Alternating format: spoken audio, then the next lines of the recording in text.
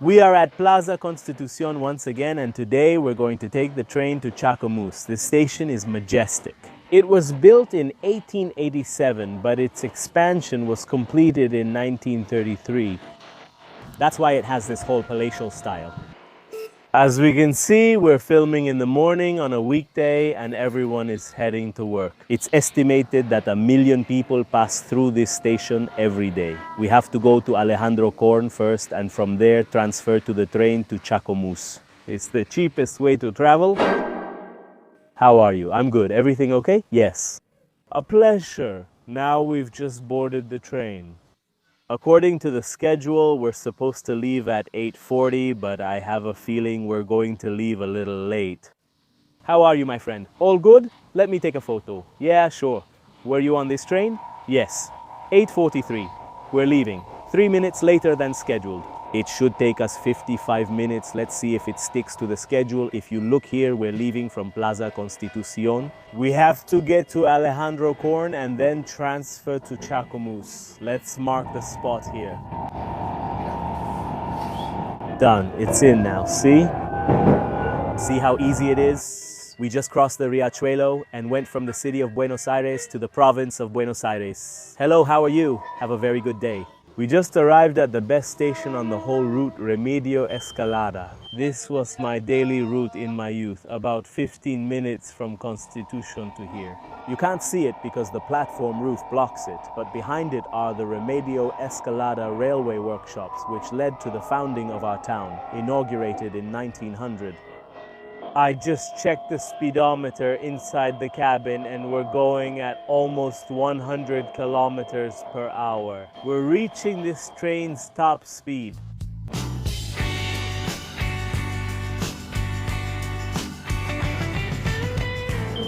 "9:35 in less than 50 minutes we've made it from Plaza Constitución to Alejandro Korn. We arrived at the exact scheduled time according to the timetable. The train even made up the 3 minutes it was delayed when it departed. And well, here we get off the electric train and we're going to switch to the diesel one. The one we came on is a Chinese train, a Chongguo Nanche. China is Chongguo, Nan means south, and Che means car, so these would be trains from southern China. And the other type of train that also runs on the electric line is the Toshiba, which is Japanese. So we can say that on the Roka line we have an Asian rivalry, and the advantage of having traveled on the Chinese trains is that they have air conditioning, especially today since it's about 30 degrees, so it was a big advantage. The Japanese Toshiba trains don't have air conditioning. They run with the windows down, and that's actually an incentive for thieves, for those who steal phones through the windows from the outside. Just to give you an idea, we traveled 40 kilometers from Plaza Constitución to here, and we still have 73 to go. It's 113 kilometers from Constitución to Chascomús by rail, exactly 113.5. This part of the trip cost us 450 pesos. Now we have to swipe the Sube card again for the next one. That's the maximum fare you pay on the Roca urban train route. And you might be wondering, what's up with Alejandro Korn station? Does it have anything to do with Korn, the heavy metal band? Well, no, my dear. Well, when I was a kid, I got to know the heavy metal band after I had already known the station, and I thought they were people who lived in Alejandro Korn and had started a band named after their station. But no, it's just a coincidence. Alejandro Korn was a very important doctor at the end of the 19th century and the beginning of the 20th century. He was an activist in the Radical Civic Union and later switched sides and became an activist in the Socialist Party. He was a key Freemason and participated in the university reform of 1918. So, a real character, Alejandro Korn. The most curious story is about his father, Don Carlos Korn. The guy was German, he was in the military. But when the textile strikes of 1848 happened, which sparked the revolutions of that year and led to the birth of Marx's Communist Manifesto, he refused to suppress them. Therefore, he was sentenced to death and escaped on horseback to Switzerland. There, he studied medicine and later came to Argentina. Don Carlos Korn settled here in the San Vicente area, and then his son Alejandro Korn was born here, studied in La Plata, and so on and so forth. We just crossed the bridge to where we're going to take the diesel train. As soon as I got off one, the other arrived in It's crazy because the locomotive says Fuerza Bahia, and it was probably the locomotive that carried the donations on the train and supported Bahia Blanca when the floods happened. Estoy vinculado a esta locomotora. On the T22 that will take us today, we can see that there are 3 cars, including a bike car, which is pretty quiet today. You have no idea what this train is like, especially that bike car. On weekends, actually, that's why I came to record the video on a quiet weekday, because on weekends it's packed with a lot of people, so be patient. Thank you. This baggage section here is beautiful. I remember the old train that used to go to La Plata. Old. I'm talking about 78 years ago. It was the same unit, and you would travel in this van with your bike. It was wild. People were consuming all kinds of things. I don't know how it is now. Going to Chascomús, I imagine it was much calmer, way more relaxed, but on the ones going to La Plata, it was rougher. Is the space for bikes so necessary that they designed a baggage section in every car? Is it essential to travel with a bike on this train? Here we have 2 Topos fans who are from Chascomús, Chascomunenses as they're called. Yo me llamo Lucía y ella me llama Agustina. I take the train every weekend because I'm in the capital. I go to Chascomús and I'm going back for 2 months. Básicamente. Es tu casa entera. Exacto, todo esto es mi. I come by train. It's 10:13 and we're leaving from Alejandro, Korn. We were supposed to leave at 10:10, but just like before, we're running 3 minutes late. We can see that the train doesn't have air conditioning. Here, people travel with the door open so air can blow in, otherwise with this heat we die. It's important to clarify that since we're leaving on this train at 10:10 in the morning, we have 4 services, one at 6 in the evening. There was no way we could catch that one, another at 10, another at 2 in the afternoon, and another at 6 in the evening for the return trip. We also have 4 services, which are the same services on the return trip. That is, we have one at 7 in the morning, one at 12 noon, one at 4 in the afternoon, and the last one at 8 in the evening. I'm giving you approximate times. You should check them because they change depending on whether it's a weekend or a weekday, but those are more or less the schedules. Visit Trenes Argentinos to find all schedules, including connections. From Constitución to Korn, always allow for a 30-minute buffer in case the train from Constitución to Korn is delayed, and so on, because that can happen and this train won't wait for you.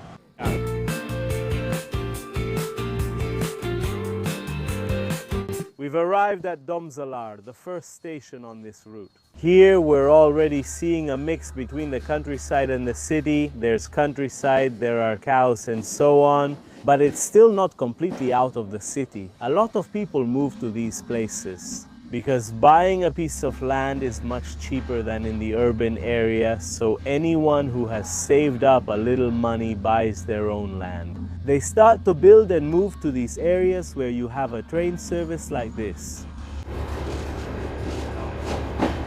We have arrived at Branson, the second station on this route, and it's worth mentioning that the train doesn't have a bathroom. It's a trip of about an hour and a half, but you have to hold it, you need to go before getting on. In Korn, where I didn't check, there were bathrooms at the station. Let's hope so. If not, well, a little tree will have to do. There's nothing on the train and no chance to get off at any stations for the bathrooms since it doesn't stop. It's a very short time here. Once we pass Branson, we find ourselves in a rural area. Here, the urban development disappears completely, and off to the side you can see Route 29, the one we used to take to go to Mar del Plata and avoid paying the toll on Route 2. But it takes longer because it's two-way traffic, less safe, and the route is longer. We can see that the speed reaches 60 kilometers per hour. I don't know if the camera can catch the speedometer here. We're going at about 55 just a moment ago. It barely touched 60. It doesn't reach the speed that the electric one had though. Mind you, because it can really move, it can go fast, but I don't know why that's not happening. Thank you. Third station, very much a small town. The train stopped here for maybe a minute at most, and now we're already starting up again. We're in Altamirano, an incredibly beautiful countryside station which I suppose must date back to 1865. It's a beauty. And now it's no longer running alongside us. Next to the tracks is Route 29, and what we have here is Provincial Road number 27. Look here, this entire provincial road is dirt, perfect for biking. Gandara Station. This is where the historic Compania Lactea was. It's a little town that probably has at most 15 houses maybe. I don't think it has more than that. And that's how it is. It's picturesque. You pass by there, there's the Gandara factory which has been abandoned for a long time. I remember when I was a kid and you would drive along Route 2 going to Mar del Plata and they would give you Gandara yogurt for free.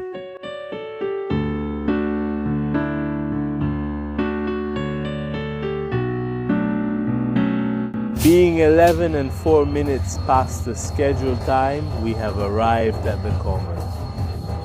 Since I don't have parish duration, it's successful. Let's keep in mind that this service dates back to 1865 and was provided at the time by the Southern Railway. The first train ran from Parque Station, now Plaza Laval, to Floresta in 1857.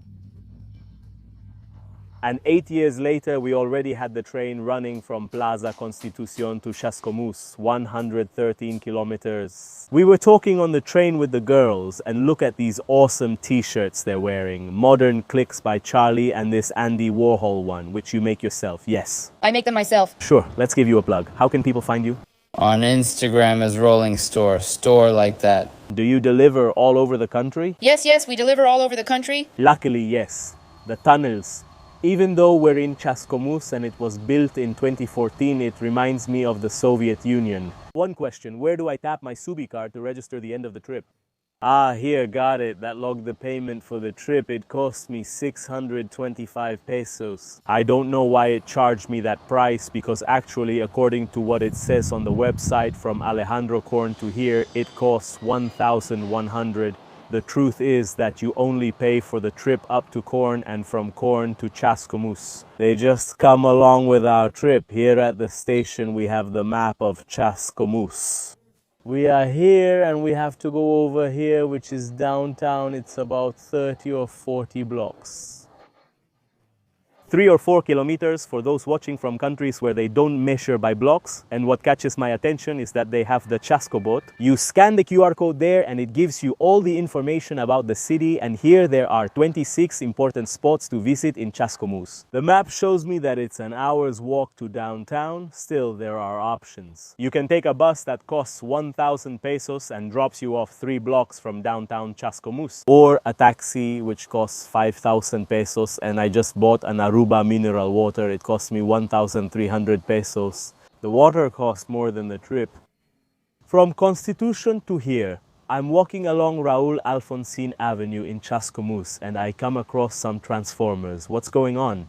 The Chascomús transformers. A follower just stopped her car to say hi and told me, "Topo, I'll give you a ride to downtown." I told her, "No, thank you so much, but I need to walk the rest of the way there." In fact, my goal for 2026 is to walk 10 kilometers a day, every day. It's going to be non-negotiable. Wow, look, we found the Chascomús Athletic Club here. I didn't know this club existed. I send my regards to all its members. Here we are at the corner of Raúl Alfonsín and Hipólito Yrigoyen. Give me a more radical spot in this world. And now we're at the beginning of downtown Chascomús. It's a tough walk in this heat. Look how beautiful the historic center of Chascomús is. The cobblestone streets are still there. It has everything, all its small town essence. You can feel the calm in these streets. It's nice. Today it's quiet because it's a weekday. I can't imagine what it's like on the weekends. Although I guess most people go toward the lagoon and don't come around here that much.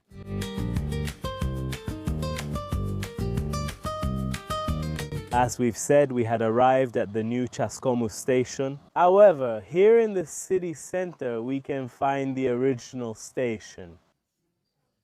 Until December 2014, this was the only station in Chascomús. The train would arrive here, it would go through the city. We can even see that the tracks go through the center. Tracks that are already out of use because the route was diverted so that it wouldn't go through here, through the city center. And it doesn't interfere with the daily use of the streets. The train can go faster and so on. But here you can see part of the path. I just walked along the old train tracks. Until 2014, I traveled on several trains here that took me to Mar del Plata. And it was beautiful when the train passed through Chascomús, because through the window you could see the whole town, well, the whole city, because of the number of people who live here, which, at 43,000 inhabitants, makes it a city. The station building dates back to 1865, when the service from Constitución to Chascomús began operating. Nowadays, the station building houses a railway museum, and I'm lucky enough to have come today and found it closed. Why? Because today marks the 160th anniversary of the station's inauguration. Hello, how are you? Good morning. I saw that the museum is closed, right? Because of the celebrations. Yes, it opens today at 5. Can I come? Is that okay? You can come? Yes. Ah, great. Perfect. We won't be able to visit the museum, but at least we can get a celebration out of it. This tremendous and beautiful building is the Chascomús City Hall, and you might think it must be hundreds of years old. Well, no. The truth is that it was built in 1939 by Francisco Sánchez Salamone, a rather unique architect with a very brutalist style. He was known for doing a lot of the public works in our province. Commissioned during the government of Manuel Fresco, a rather controversial and disastrous governor of our province. Just so you have an idea, Fresco attended the Nazi rally at Luna Park in '38, but in this case here, it had a colonial style. Why is this? It's because the Cabildo of Chascomús previously operated on this very site. Well, it was demolished back then. We just came from the Chascomús City Hall, and many might think that Raúl Alfonsín, who was from Chascomús, was the mayor of Chascomús. But no, he was a councilman. At 27 years old, he joined the 27 Club, and for those who wonder who Alfonsín was, we're talking about Raúl Alfonsín. He was Argentina's president between '83 and '89. He was the father of democracy because he was the first elected president after the last military dictatorship. And in this house right here, Alfonsín lived between 1957 and 1972. A lot of years. Let us know in the comments what you think about Alfonsín's government. Just kidding, I didn't mean to start any controversy. We could say that the nerve center of Chascomús is right here, the Italian clock. I imagine that when Argentina won the World Cup, people came here to celebrate, I guess. It's like the obelisk of Chascomús, you could say. And here it says that this clock was installed in 1939. Italians and supporters to Chascomús on the centenary of 1839-1939. What happened in 1839 in Chascomús? You might be wondering. It was the Battle of the Free Men of the South. It was the anti-Rosas movement that confronted the Rosas forces, and they had the Battle of Chascomús right here, and the Rosas side ended up victorious. The emblem of Chascomús is its lagoon, and here we are. On weekends, this street is impassable. I've come here on summer weekends and it's packed. Oh, cafe, wow. Oh, this place is awesome. You come here to eat in front of the lagoon. What more could you ask for? This little slope here is so nice. Before you used to drive your car down this street, you could go up, down, and now they've made all of this pedestrian only. It's beautiful to come here by the lagoon. Sit on the benches and have some mate. There was a myth that said the name Chascomús comes from Mapudungun, the Mapuche language, which means something like salty water. But actually, as it's been proven, that's not the case. First of all, there was already a record of the name Chascomús, or with different variations it had before the Araucanians arrived in this area.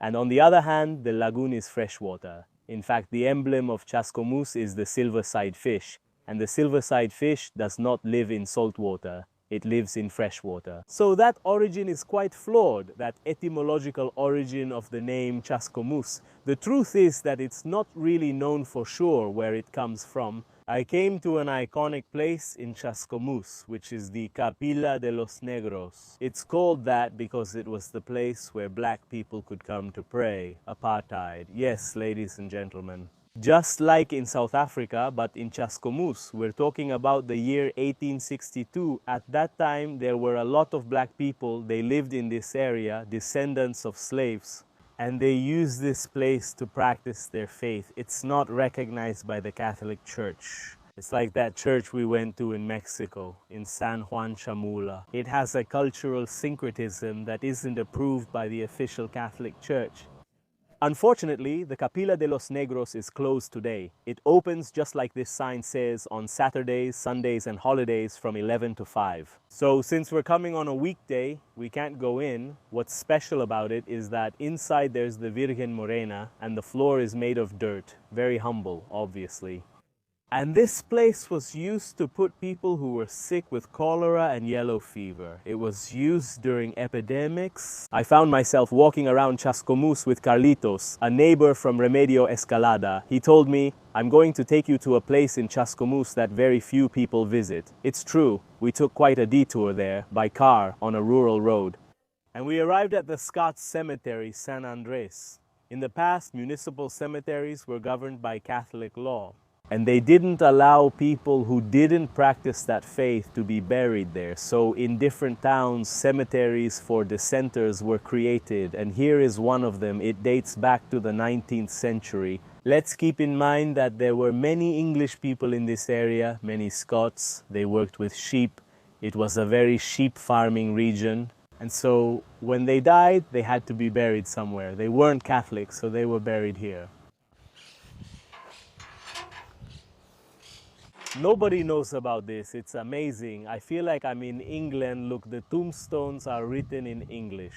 For example, here we have John Gravel's tombstone, who departed this life in Chascomús on May 16, 1916. George Harrison, there's a beetle. Generally, the creation of cemeteries has come about throughout history because of epidemics. That is, epidemic boom. We create a new cemetery. For example, the El Oeste Cemetery in Buenos Aires. Not only was there a cholera epidemic here, but they also suffered from the yellow fever of 1871. We can see that there are several people here who died in 1871. There are like two key years, 1866 and 1871. Come here at night and with fog, and man, it's something else. At 5 in the afternoon, I came back to the old station. They're celebrating its 160th anniversary here. I'm about to enter the museum, whose hall has just been remodeled and is being inaugurated right now. So we're going to see it for the first time. As soon as I walk in, there's this map that's like a dagger to the heart. The railways before, the railways now. I just walked out and it shows all the dismantling of Argentina's railways that Argentina suffered in an interactive way, where these workers are also being cut off like this. We're at the ticket office of Chascomús station. Here we have the old format where you would get your ticket depending on your destination, and it would be stamped here, and on the other side is where the public would wait. I've never been inside a train station ticket office, and it blows my mind that it was still working until 2014. Well, not with this system. But here they sold train tickets to Buenos Aires and to Mar del Plata. We should clarify that these are Edmondson type tickets. And here it tells the story perfectly. Created by the Englishman Thomas Edmondson in the 1830s, as a way to keep track of the money received from ticket sales and to issue a receipt for the fare payment that gave the person the right to travel on the train. The system was used until the 1990s. For those who follow the railway world, we have JB Larga, who is a content creator. He has a channel, so go follow him. He shows you in detail each of the stations in Argentina. I know we know many places with you, including trains most people haven't heard of, and you show them in detail, from luxurious trains to those kept in sheds. Yes, I regret not getting on that car in Cameroon. There was a risk of death, but here we can appreciate a beautiful model railway. We might run into each other at the super fair one day. You can't have a model without a day, huh? Did you build the model? Do you control it with your phone, or am I imagining things? You're not imagining things, it's true. Let's see. Sorry? We stop it there, we put it in reverse there. No, dude, I'm going to fulfill my dream of driving a train. I can already see it derailing, huh? These are the gears, first and second speed up here. The San Martin line, huh? I was scared at the crossing that it might derail. I'll leave it for you at the station, okay? Can I shift to a higher gear? Yes. Even if it derails, it won't be like the Argentine premiere. I'll hit the red button and brake. Come on, come on. I feel like Reverend Joy. Also, wait, look where I stopped it, huh? Top-notch train driver. Marcelo Soto's job at Argentine Railways is on shaky ground, huh? Look, these here are the intercity trains, the ones we took in Poland, and now we find them in a model in Chascomús. I don't recognize these. What are they? This is something I made up, making a long-distance train with the cars, remember? Was it the TVA thing? Of course, do you remember it started when they took one for long distance and it ended up forgotten there?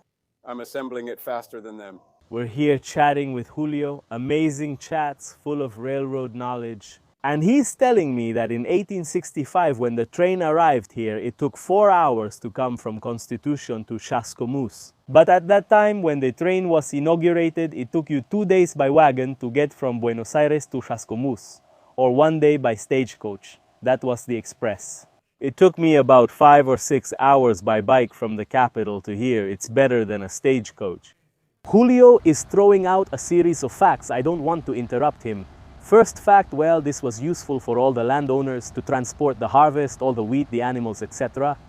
And also, unlike many other towns in Argentina that sprang up around the railroad, Chascomús had already been founded in 1779. The railroad didn't found the town, it arrived at a town that was already there. And the arrival of the railroad gave Chascomús the status of having gone from being a town to a city. This station was inaugurated in 1865, but it's this back part, the rear part, that we can see today.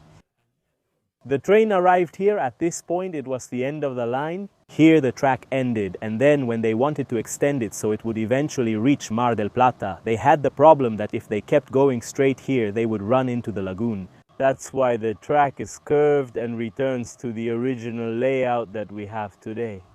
The train reached here, and then a new platform was built on the other side to make that detour and allow it to continue south. And the new side that we can see today, new in quotes, was built 9 years later in 1874 when the train reached Dolores. Then it reached Maipú, and later finally on September 26, 1886, it ended up reaching the city of Mar del Plata. Here we can see an old wooden train car. It reminds me of that album cover by Serugiran. And here, with the sign of the old Chascomús station, after having fulfilled my dream of driving a train, I'm going to say goodbye to this episode of Un Topo por el Mundo. I hope you enjoyed it, and long live the railways. See you next time.